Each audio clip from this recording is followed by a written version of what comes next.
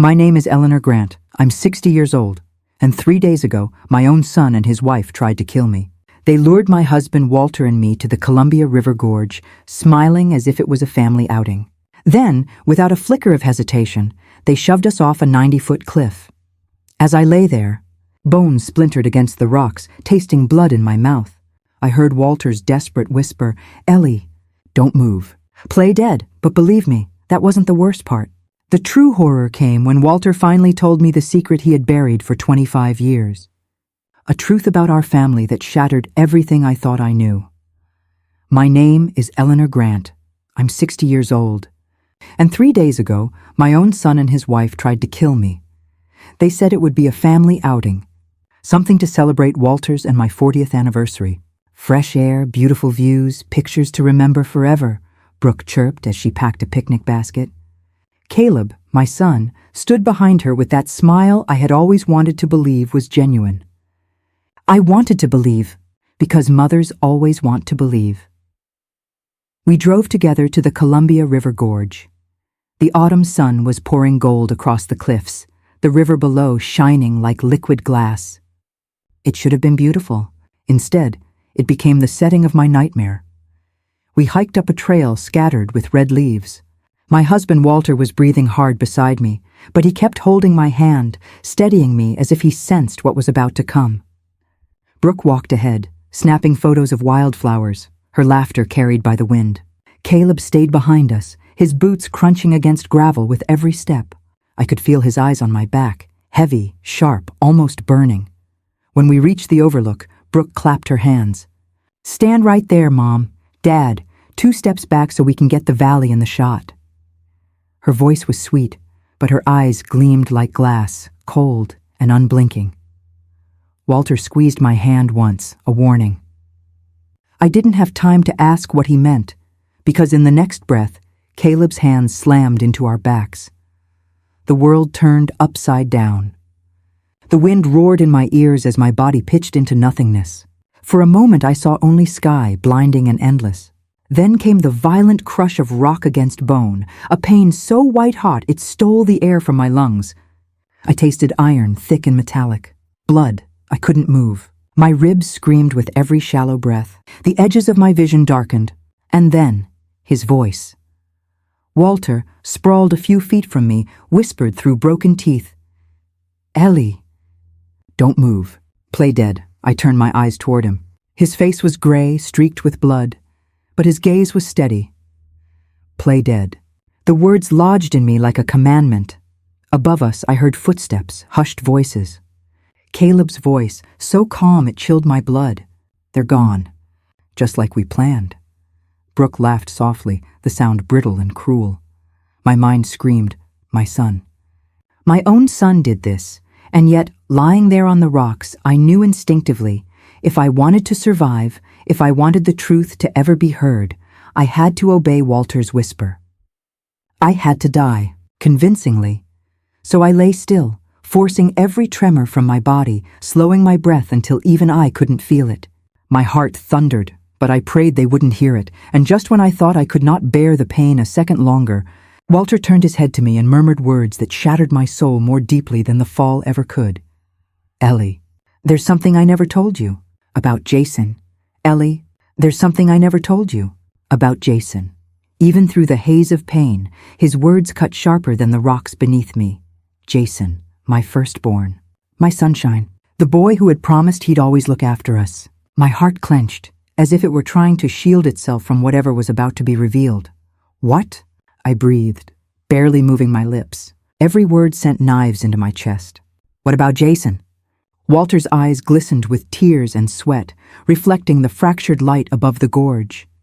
He looked smaller somehow, not the strong man who had built our home plank by plank, but a broken soul weighed down by something far darker than shattered bones. That night, 25 years ago, when Jason died, he rasped. It wasn't an accident. I saw them. The ground seemed to tilt again, though I knew it was only the world inside me breaking apart. I followed Caleb, Walter continued, his voice trembling. He left the house angry. Jason was waiting for him at Eagle Creek. They were screaming at each other. about money, inheritance, and things I didn't understand then. And Ellie? Caleb shoved him.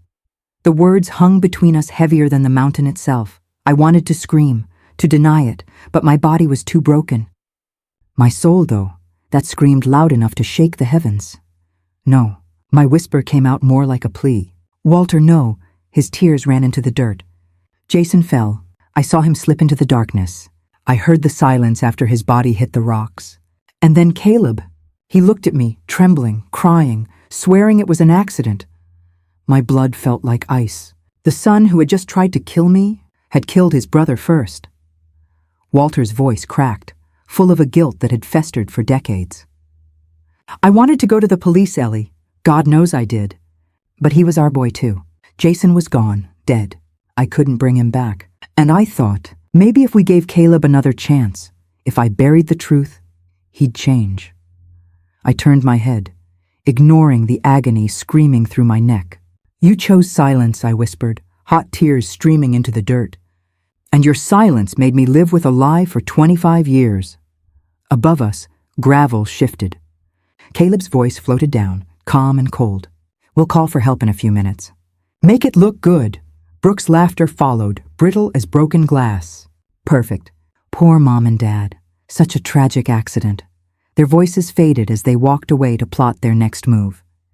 Inside me, grief and rage twisted into something raw. My Jason, murdered by the same hands that had just shoved me off a cliff, and my husband, my partner of 4 decades, had carried that truth in silence. But even through the storm of betrayal, a strange fire lit inside me. If I was still alive, if my lungs could still pull in air, then I had a purpose. I would not let Jason's death be forgotten. I would not let Caleb's lies erase him from the world. I clenched my jaw, forcing myself to stay still. Walter's hand brushed mine, shaking but determined. His eyes begged for forgiveness he hadn't earned. Ellie, I thought I was protecting you, protecting us. But my silence, it gave birth to this monster. The ache in my body merged with the ache in my soul until I could hardly tell them apart. But even as I lay broken, I felt something shift inside me. Pain became resolve. I turned my gaze upward to the sliver of sky between the cliffs. The light was fading into bruised purple, shadows stretching long and deep. Jason, my sweet boy, I thought. I swear to you I will not die here. I will tell your story. The truth will come out, even if it's the last thing I do. From somewhere down the trail, I heard Caleb call out again. His voice was cheerful, practiced, the voice of a dutiful son. We'll tell them we tried to save you, Dad. We did our best. My stomach knotted. He had rehearsed this. They had planned every word, every alibi. I closed my eyes, pretending to be lifeless, but inside my mind blazed. This wasn't just about surviving anymore. This was about justice. For Jason, for Walter. For myself, but how? Broken, trapped at the bottom of a gorge, surrounded by liars who thought us dead. How could I fight back? The answer would come soon. Too soon. Because as the last light slipped behind the horizon, I heard the sound of a phone ringing. Caleb's voice was suddenly sharp, urgent. Brooke, he hissed. We need to act faster. They left too much behind. If anyone finds it? His words echoed against the cliff walls, chilling me to the bone. Left what behind? I thought. My heart stuttered. What could possibly be worse than the truth Walter just confessed? Caleb's voice echoed from above, jagged and nervous this time, no longer smooth and calculated. Brooke, we left too much behind. If anyone finds it, I froze. My blood ran cold. What could he possibly mean? What was there to find? Brooke hissed back, her tone sharper than I'd ever heard from her. Stop panicking. No one will look. Not unless you act like a fool. Their words drifted away as they moved further down the trail. But the damage was done. Their perfect act, dutiful son, sweet daughter-in-law, was starting to crack. Beside me, Walter groaned, his voice barely more than a rasp. Ellie, did you hear that? I turned my head, each movement stabbing me with pain. I did. They left something they're afraid of. His breathing was ragged, but in his eyes flickered the faintest light of resolve. If they're worried, it means there's proof. Maybe Jason's proof. Maybe something else. For the first time since the fall, my heart beat with something other than terror. Hope. Fragile. Trembling hope. Above us, a bird startled and took flight, its wings scattering dust and pebbles down into the gorge. I clenched my fists against the earth, imagining for a moment that it was carrying our secret with it. If only we could fly out as easily. Walter's hand found mine. His palm was clammy, sticky with blood, but his grip was steady. We can't just lie here waiting. We need to survive long enough to use whatever they left behind. We need to think. I wanted to scream at him. We are broken, trapped, dying. But deep down I knew he was right. Then, voices again. Closer this time. Caleb, Brooke snapped. If anyone asks, we'll say it was an accident. That they leaned too far for a photo. You'll say you tried to grab them, but it was too late. And the inheritance? Caleb's tone cracked, almost petulant, like a child demanding candy. What if they signed the new documents but someone questions it? They won't question, Brooke replied, her voice dripping with contempt. Because they'll be dead. And dead people can't complain. I bit down on my lip until I tasted blood, forcing myself not to gasp. Walter's jaw tightened. His whisper was almost soundless. They're overconfident. That's their mistake. We'll use it. For the first time in hours, I saw the Walter I had fallen in love with decades ago, steady, calculating, protective. Even broken on the rocks, he was still my anchor. A gust of wind carried their laughter away, and with it, my fear twisted into something new. Not just survival, justice. I scanned the jagged stones around me, my mind racing. If I lived, if I could tell my story, the truth about Jason would finally be heard. But survival meant more than staying still. It meant remembering. Every word, every slip, every detail they revealed. Ellie, Walter whispered, we have to commit it all to memory. Every sentence, every crack in their story. I nodded weakly, like a tape recorder. His lips twitched in the ghost of a smile. Exactly. If we can't write it down, we'll etch it in our minds. Above, Brooke's voice rose again, impatient. Hurry up. We'll need to get rid of those papers before anyone... She stopped abruptly. Then silence. My heart stuttered. Papers, proof, something physical. My thoughts spun. Jason's old bank records? Caleb's forged signatures? Whatever it was, they had forgotten to destroy it. Hope flared brighter. If we survived, if we could hold on long enough, someone might find those papers. Someone might finally see through the mask. But as quickly as hope rose, dread followed. Because Brooke's voice returned, low and seething. You idiot! You should never have brought them here. What if someone suspects? Caleb snapped back. It's too late now. We finish what we started. No mistakes this time. Their footsteps grew fainter, fading into the trees. The gorge fell silent again, save for the rush of the river below and the pounding of my own heart. I looked at Walter. His face was gray, his breath shallow, yet his eyes still burned with stubborn fire. They think we're helpless, he whispered. But as long as we're breathing, Ellie, we're not done. Not yet. I squeezed his hand, pain shooting through my arm but resolve steadying me. Then we'll play their game. We'll remember everything.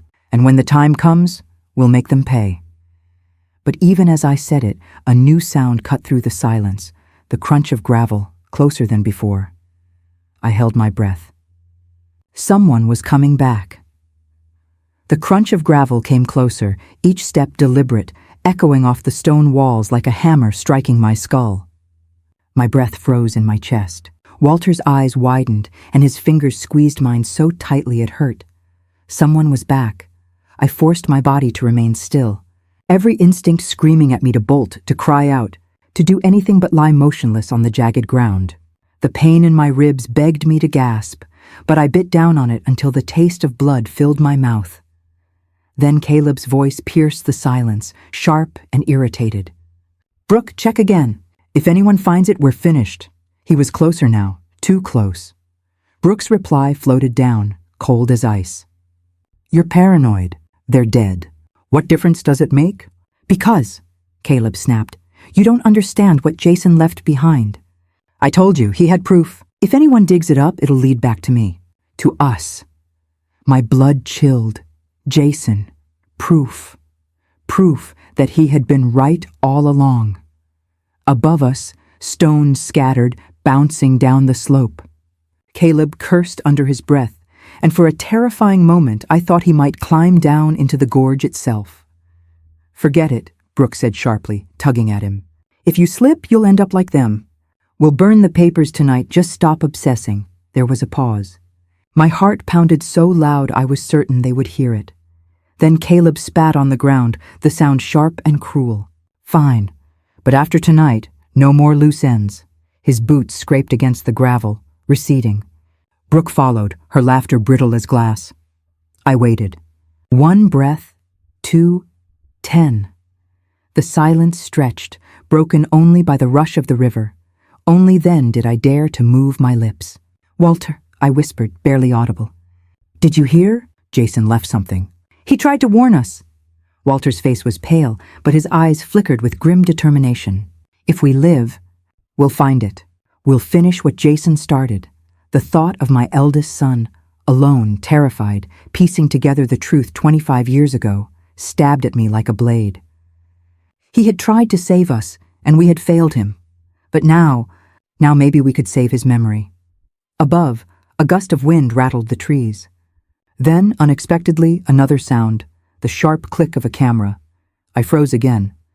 Brooke's voice, playful but chilling, a picture for the story. "We'll need it later." Walter's eyes widened. "They're photographing the scene," he mouthed.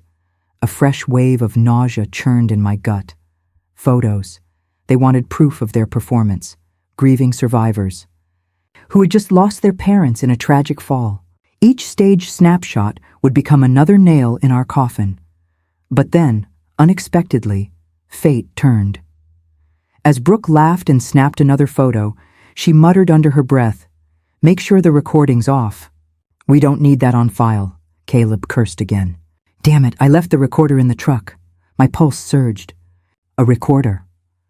Walter caught my eye, and I knew we were thinking the same thing. Proof. Somewhere in their vehicle was a recording device they had forgotten to bring along. Something they clearly feared could incriminate them. Hope flickered again, thin, dangerous, but real. "Ellie," Walter whispered, his voice hoarse, "if we survive, that recorder could save us." "It could save everything." I swallowed hard, tears burning the corners of my eyes. "Then we can't die here." "Not yet." Above us, Caleb shouted, "Come on, Brooke. Enough wasting time. Let's finish this hike before anyone wonders where we went." Their voices drifted away, finally swallowed by the forest. Walter and I lay in silence, broken and bleeding, but our hearts suddenly beating with a new rhythm, not just fear, but defiance. Yet before I could cling to that fragile thread of hope, a new sound rose from the depths of the gorge. Not footsteps, not voices, the sharp metallic crack of a branch snapping, coming from the shadows behind us. My heart stopped. Someone else was down here. The sound of footsteps returned, lighter this time, faster, nervous. I stiffened, forcing every nerve in my body back into stillness. Beside me, Walter's breathing grew shallow, his chest barely moving, but I could feel the tremor in his hand clutching mine. Then Caleb's voice cut through the gorge. "Wait! Stop! I thought I heard something." Brooke sighed, exasperated. "You're imagining things again. They're dead. We pushed them ourselves." "No," Caleb snapped. "I'm serious. Look at the rocks down there. Doesn't it seem different?" My stomach twisted. Had we shifted without realizing? Had he seen? I kept my eyes half-lidded, staring at nothing, praying the moonlight wouldn't betray the flicker of life inside me. Brooke leaned closer to the edge, her flashlight beam cutting jagged lines across the gorge. The light swept past my face so blinding I almost blinked. I forced myself still, blood pounding in my ears. "See?" Caleb pressed. "That paper's gone. The one I dropped. Paper." My heart skipped. He noticed. Brooke cursed softly. "So you did leave something." "I told you," Caleb hissed. "And now it's missing. Someone's been here." The silence that followed was worse than shouting. Then Brooke's voice, low and dangerous. "Are you saying someone saw us?" The possibility hung heavy in the night air. Caleb's reply came jagged, panicked. "Maybe it was a hiker, or one of them still alive." The words shot through me like a knife. Brooke turned the light back down at us, holding it steady this time. I could feel her eyes raking over our bodies. My skin crawled under the scrutiny. "Don't be ridiculous," she finally muttered, though her voice quavered.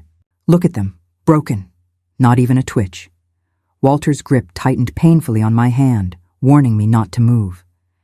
Not even to breathe. But Caleb wasn't convinced. His flashlight beam darted over the rocks, then back to us. Their faces. He paused, stepping closer. "Don't they look different?" I prayed he couldn't see the shallow rise of my chest, the faint flutter of life refusing to give in. Then Brooke snapped, her voice sharp to mask her fear. "Enough. You're paranoid because of your debts. If someone picked up your stupid paper, we'll handle it. But your parents, they're gone. Accept it." Her words dripped with acid, each one searing my heart. "Your parents, they're gone." For a moment, silence again. Then Caleb muttered, Unless it was him." Brooke's tone turned icy. "Who?" "The man I owe," Caleb whispered, almost too soft to hear. "He's been following me. If he got here first, my blood froze." They knew. Brooke's voice shook with anger now. "You idiot. You brought them into this? You think he'll just let you walk away after what we've done?" Their argument escalated above us, voices ricocheting off the stone walls. Each accusation, each half-truth, spilled into the night, and I etched every word into my memory like Walter had told me. Then, abruptly, silence. The beam of light steadied again. Locked on us. Caleb's tone hardened. "There's one way to be sure." My heart lurched. "What are you doing?" Brooke hissed. "Climbing down," he said. "If they're alive, I'll finish it myself." Terror shot through me. My body screamed to run, to fight, to do anything but lie still. But Walter's whisper cut through the panic. "Don't move!" Boots scraped against stone as Caleb began his descent. Pebbles tumbled, skittering down toward us. Each second brought him closer, each step narrowing the fragile line between survival and exposure. Brooke's voice rang out, sharp with fear. "Caleb, stop! What if he's watching us right now?" Her words hung in the air like a warning bell. Caleb froze. For a long, terrible moment, the gorge was silent except for the wind and the rush of the river. Then Caleb cursed under his breath, retreating back up toward the trail. "We'll come back tomorrow," he growled. "In daylight. If anything's left, we'll know." Their footsteps receded, swallowed by the forest once more. Only then did I allow myself to breathe. My lungs burned with the effort of holding still. Tears blurred my vision. Walter's voice was a whisper of steel. "We bought ourselves one more night, Ellie, but tomorrow—" His eyes met mine, fierce despite the pain. "Tomorrow, they'll come to finish it." The night swallowed the gorge whole. Moonlight barely reached the jagged floor where Walter and I lay broken, and the sound of the river gnawed at my nerves like a constant reminder of how easily life slips away. Every breath felt like fire. My ribs stabbed with each inhale, and my arm throbbed in a rhythm that matched the pounding in my head. I wanted to close my eyes and let the darkness carry me away, but Walter wouldn't let me. "Ellie," he whispered, his voice ragged but steady. "Stay awake. Don't give them what they want. I can't." Tears stung my eyes. "I can't do this, Walter. Jason's gone. Caleb, our own son, he wants us dead. Why keep fighting?" His hand squeezed mine with surprising strength. "Because Jason didn't die for nothing. He tried to warn us. And now we know. We can finish what he started. But only if we live." His words pierced through the fog of despair. My chest ached with guilt and grief, but a spark ignited somewhere deep inside me. A stubborn ember of survival. Still, the night stretched endlessly, each second heavier than the last. The air grew colder, wrapping us in a damp shroud. Crickets chirped from the trees above, oblivious to the horror lying below them. I drifted in and out of consciousness, jolted awake each time by Walter's whispered urgings. "Stay with me, Ellie. Stay with me." Then, an unexpected sound, a faint buzz. I blinked, confused. "Walter, did you hear that?" He frowned, shifting painfully, his face twisted with effort. Then he nodded. "Yes, a vibration." The sound came again, muffled but distinct. "A phone." Walter's eyes widened with sudden clarity. "Ellie, it's mine. I set it to record before the hike. It must have slipped when we fell." Hope flared like a torch in the darkness. We scanned the ground as best we could, squinting in the pale light. And there, half buried in dust near a jagged rock, the faint glow of a cracked screen pulsed weakly. Walter groaned, trying to move. Pain shot through him, and I felt his grip falter. "Don't!" I hissed. "You'll kill yourself." But he shook his head stubbornly. "We need it. It's proof. Their voices, their plan. It's all there." My heart pounded. Proof. The one thing that could turn the tide. I dragged myself inch by agonizing inch toward the glow. Rocks dug into my skin, every scrape sending shockwaves of pain through my body. My vision blurred, but I kept moving, fueled by desperation.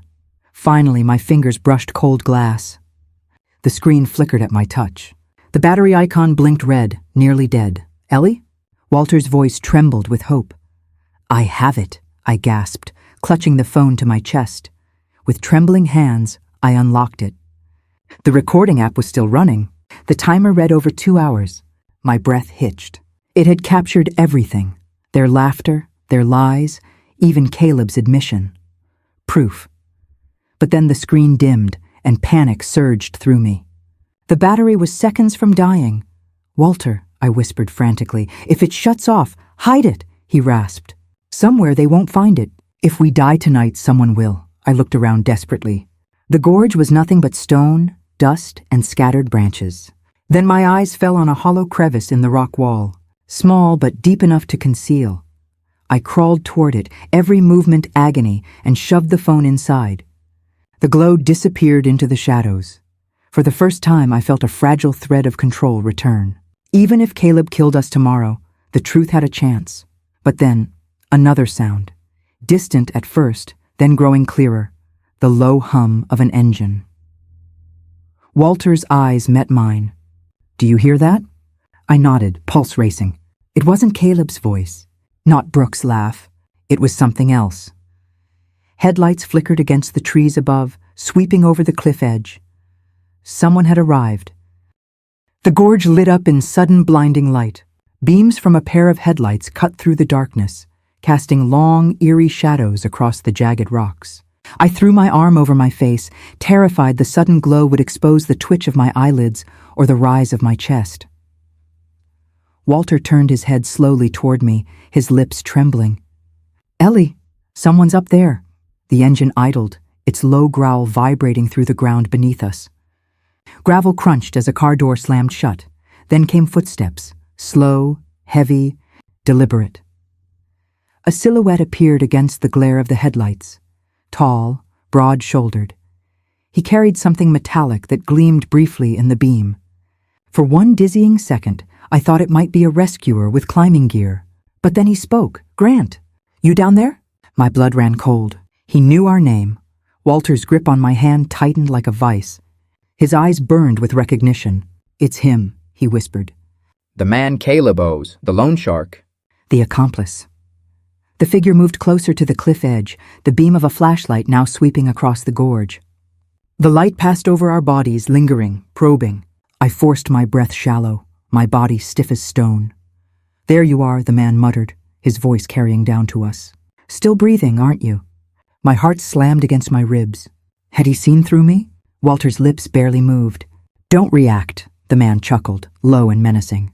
"Your boy's an idiot. Promises money he doesn't have. Promises your deaths, and still, here you are." He knelt at the edge, pulling something from his jacket. A rope. For one wild moment, hope surged. Maybe he wanted us alive to use against Caleb. Maybe, just maybe, we could turn this. But then he spoke again. "Here's the deal," he called. "You live, I collect. You die, I collect. Either way, you're just collateral. Question is, do you want to make yourselves useful, or should I finish what he started?" My stomach lurched. Useful? Alive for leverage. Dead for silence. Walter's eyes searched mine. A silent question. Do we risk revealing ourselves? I bit my lip until I tasted blood. If we stayed silent, he might assume we were already dead. If we revealed ourselves, maybe we could bargain. But bargain with what? We had nothing, except Jason's truth, and the phone hidden in the crevice. The man tossed the rope over the edge, letting it dangle in the moonlight. It swung like a pendulum, taunting us. "Last chance," he barked. "Speak up, or I go back to your son with the news you're gone for good." I closed my eyes, trembling. This was it, life or death balanced on a word. Walter coughed suddenly, a guttural sound he couldn't contain. The man's flashlight snapped to him. "There it is," the stranger said, satisfaction dripping from his tone. "Still breathing. Good." He began lowering himself down, the rope squealing against the rocks. Step by deliberate step, he descended toward us, his shadow stretching long and monstrous in the headlights above. Walter turned to me, his voice barely audible. "Ellie, we have to choose. Either we let him take us, or we fight now. If he reaches us, the phone, Jason's proof, everything is at risk." Tears blurred my vision. My body screamed with pain, my mind torn between terror and the faintest glimmer of survival. The man's boots scraped closer, gravel scattering as he neared the gorge floor. His grin glinted in the flashlight beam. "Time's up, Grants," he sneered. "Let's make a deal." Walter squeezed my hand, his voice hoarse but urgent. "Ellie, now, decide." The man's boots scraped against the gorge wall, the rope creaking as he descended. Each thud of his step echoed like a countdown to our execution. Walter's hand squeezed mine again, weaker this time, but his eyes still fierce. "Ellie, now," he whispered. "It's your choice," my mind spun.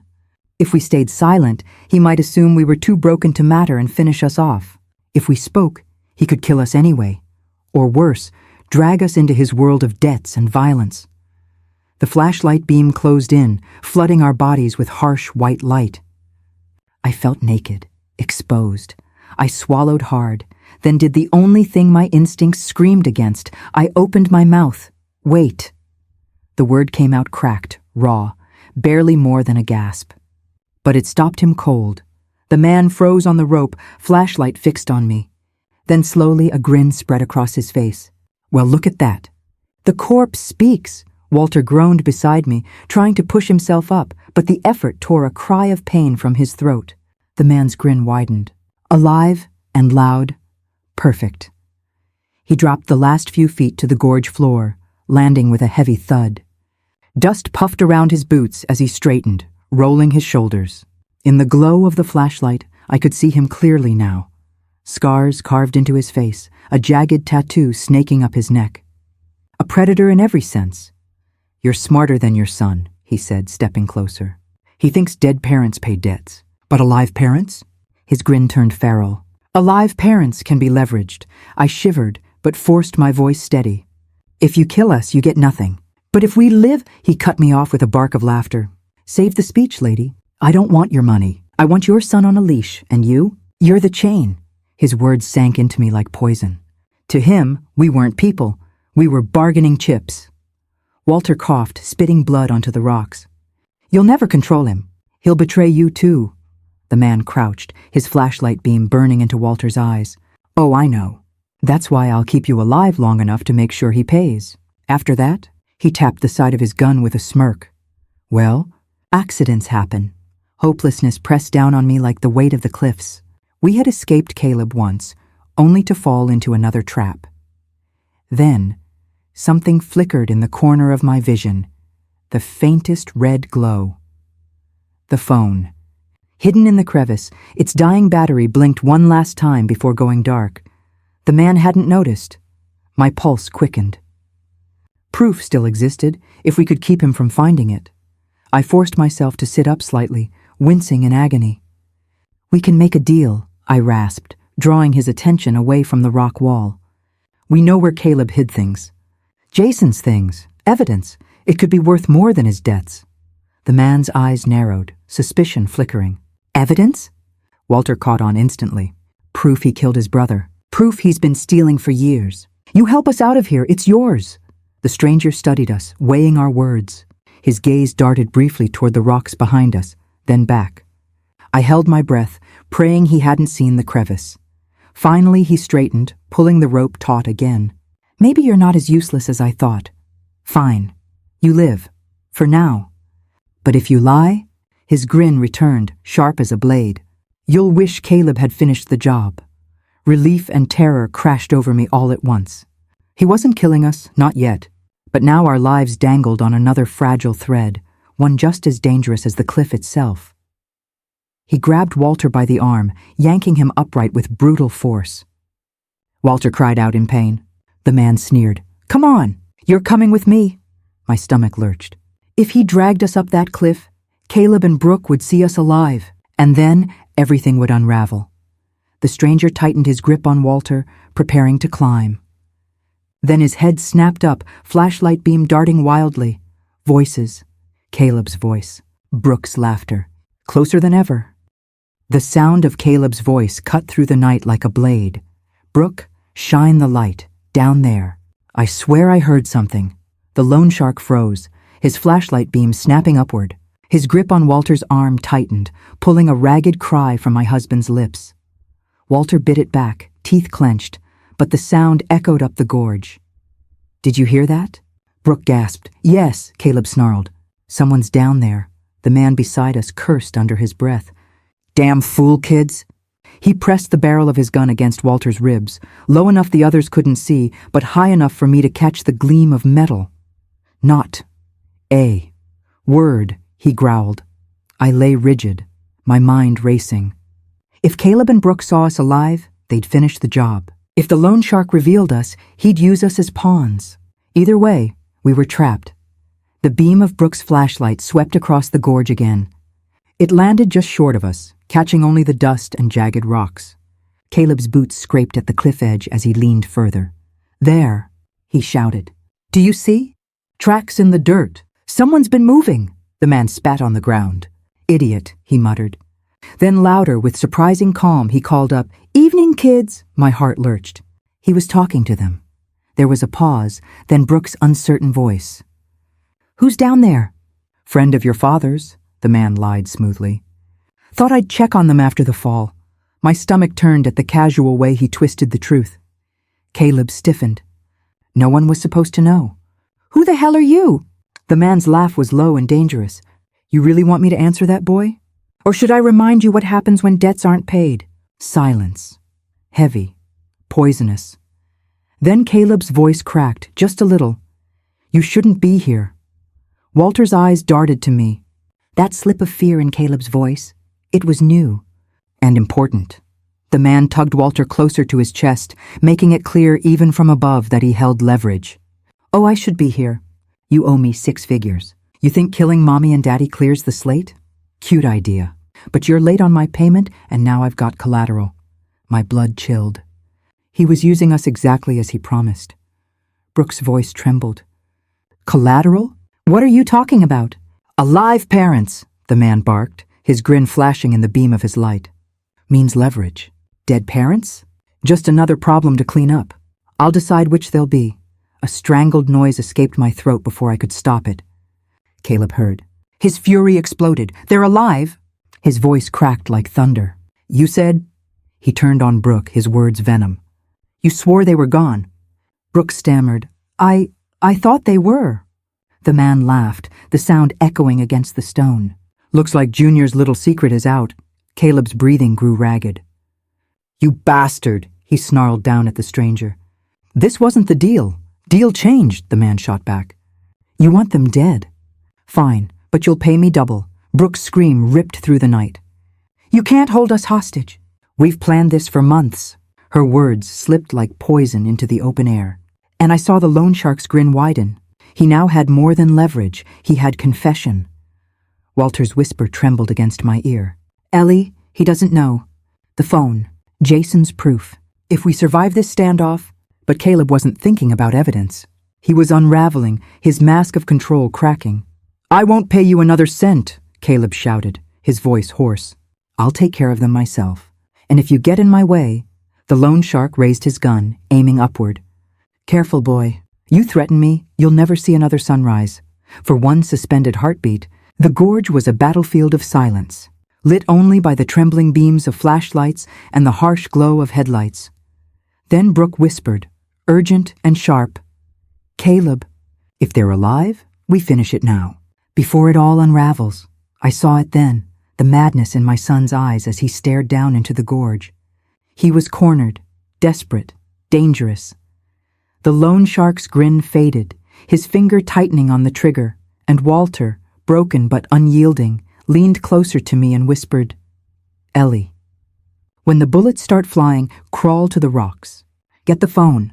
Whatever happens, the truth has to live. Above us, Caleb screamed, "Then you die tonight!" The gorge exploded with sound. "Die tonight!"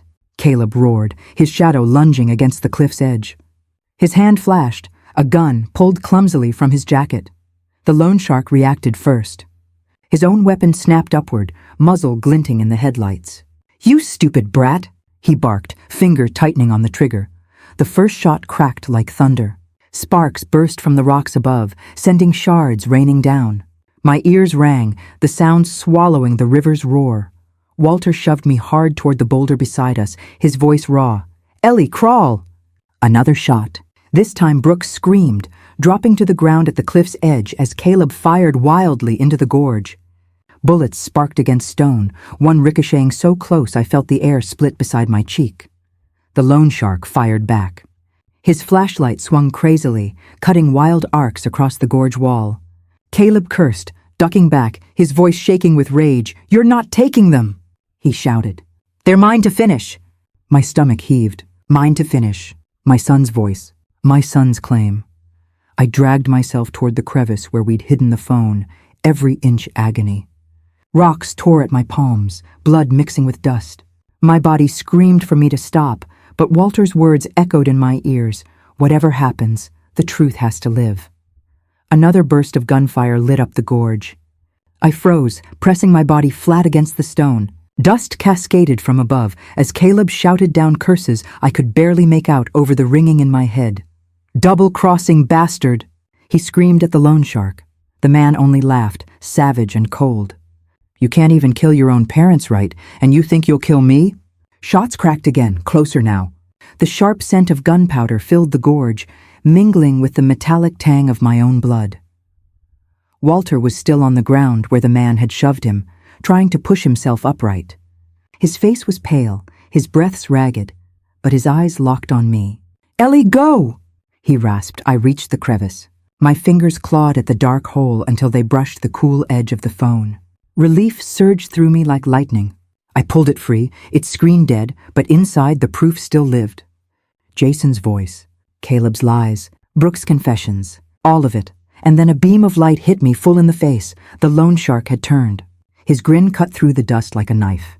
Well, well, Mama Grant still got a little fire. I froze, clutching the phone to my chest. Before he could move, another shot rang out, this one from above. The bullet tore into the dirt inches from his boots. Caleb's voice screamed down, hysterical, "Don't you touch her!" My heart lurched. My son, my killer. For a twisted moment he was jealous, not of me but of control. Even my death had to belong to him. The loan shark snarled, firing upward again. The exchange became chaos, bullets snapping, rocks splintering, dust choking the air. Brooke shrieked somewhere above, her voice trembling with panic. "Caleb, stop! We'll both die here." Walter groaned, dragging himself toward me through the dust. "Ellie, the phone. Hide it again," but I shook my head, gripping it tighter. "No, this time it doesn't disappear. This time it lives." The loan shark lunged toward me. I screamed, scrambling backward, the phone slipping from my bloodied fingers. Then, a miracle of chaos. Another shot from above struck the gorge wall, sending a shower of rocks tumbling down. One boulder smashed against the loan shark's shoulder, knocking him sideways. He cursed, stumbling, his gun skittering across the rocks into the shadows. Walter seized the moment. With a guttural cry, he shoved himself forward, his body slamming into the man's legs. They both crashed to the ground, grappling in the dirt. "Run, Ellie!" Walter shouted, his voice breaking, but I couldn't run. I could barely crawl. Instead, I snatched the phone from where it had landed, clutching it to my chest like a lifeline. Above us, Caleb's voice howled, "Enough! If you won't die, I'll come down and finish it myself." His boots scraped against the rocks as he began to descend, fury propelling him downward. Brooks' voice shrieked after him, desperate. "Caleb, no! You'll kill us all!" But he didn't stop. The gorge, already choked with dust and echoes of gunfire, now braced itself for a final descent. The son who had betrayed us, climbing down to end what he started. Caleb's boots scraped closer, each step down the cliff sounding like a drumbeat of doom. Dust showered the gorge as he lowered himself, face twisted with rage, eyes gleaming with madness. "Mom! Dad!" he screamed, voice cracking under the weight of fury and fear. "This ends tonight. No more lies, no more debts, no more you." Walter struggled against the loan shark, their bodies thrashing in the dirt. The man grunted, blood smeared across his face, but still fought with vicious strength. "You stupid boy!" he spat toward Caleb. "You've ruined everything." "And me?" I pressed my back against the stone wall, the dead phone clutched tight in my hands, trembling as the weight of 25 years of secrets closed in.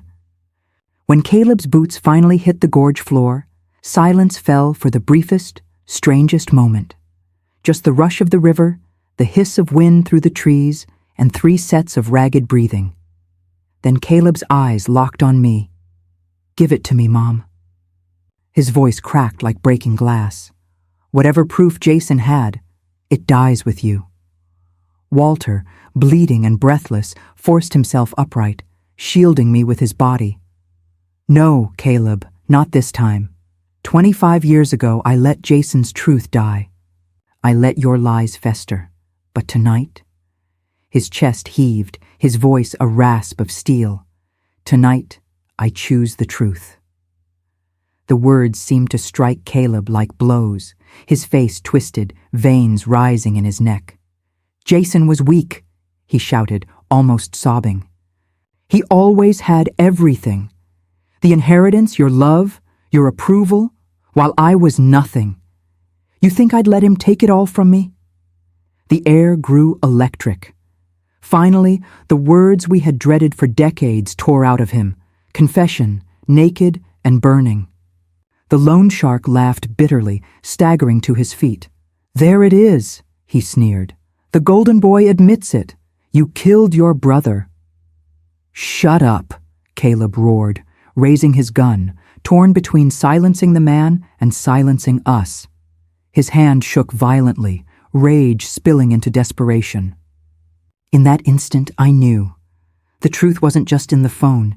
It was in his own mouth, pouring out where no one could take it back. "Jason loved you," I whispered, tears streaming down my face. "He wanted to save you, and you killed him for it."